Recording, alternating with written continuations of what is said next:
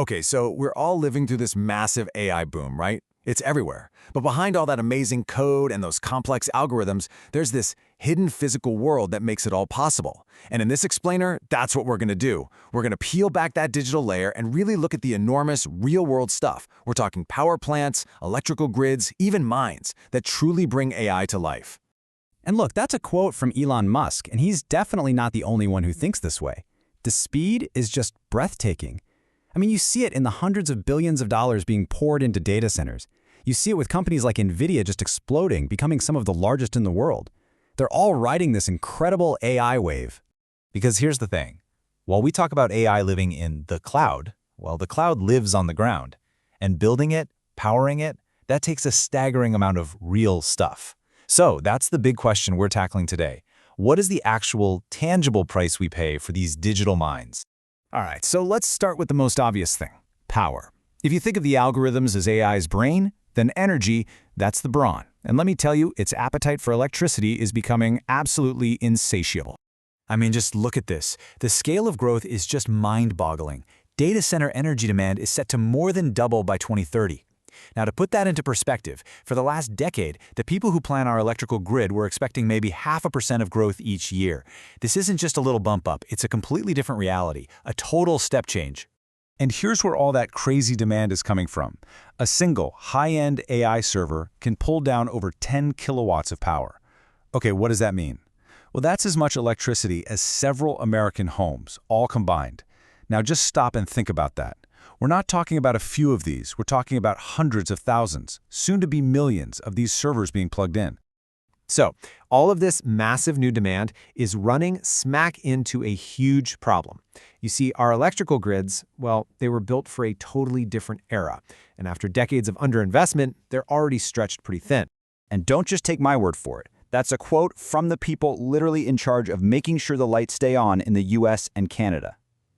The key thing to understand here is that they were already warning that most of the US is at risk of blackouts, and that's before this tsunami of AI demand really even hits the shore. And look, this isn't some far-off future problem. It is happening right now. Take this crazy story out of nowhere. A military ammunition factory trying to expand to help support Ukraine can't get the power it needs. Why? Because a giant TikTok data center nearby is soaking it all up. This is a real direct competition for electricity between the digital world and, really critical industries. Okay, so if the grid is already strained, what's the solution, right? Now you might be thinking, what about renewables? And while they are a huge part of the picture, they have one fundamental problem when it comes to AI's very specific needs, and that has forced a really big pivot in how the tech industry thinks about energy. And that pivot is all about something called baseload power. See, AI data centers don't just work 9 to 5. They are crunching numbers constantly, around the clock. That means they need a steady, reliable, never-interrupted source of electricity, 24/7. That's baseload power. It's the always-on power. And here's the problem. Solar doesn't work when the sun isn't shining. Wind doesn't work when the wind isn't blowing. And even though tech companies are, ironically, the biggest corporate buyers of renewable energy on the planet, those sources are intermittent. They just can't provide that constant, firm power that these AI data centers absolutely have to have. So, this search for reliable baseload power has become a massive strategic priority for them. So where is this search for 24/7 power leading them? Well, the tech industry is increasingly landing on one solution in particular: nuclear energy. Think about it. It's clean, it's incredibly reliable, and it provides exactly the kind of baseload power AI needs. But this sudden rush towards nuclear is creating some huge ripples in the market for its fuel, which is uranium. And we're not talking about small players here. We're talking about the biggest names in tech. You've got Amazon buying a data center powered directly by a nuclear plant. You've got Microsoft buying up nuclear power for its massive data hub in Virginia. You've even got OpenAI's CEO Sam Altman, who's a major investor in a nuclear startup called Oklo. This isn't just some niche trend, folks. It's a massive strategic shift.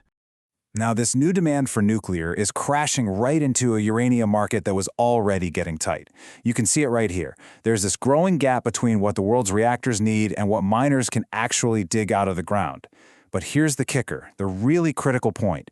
These projections, they don't even fully account for this new explosive demand coming from AI. That's all extra.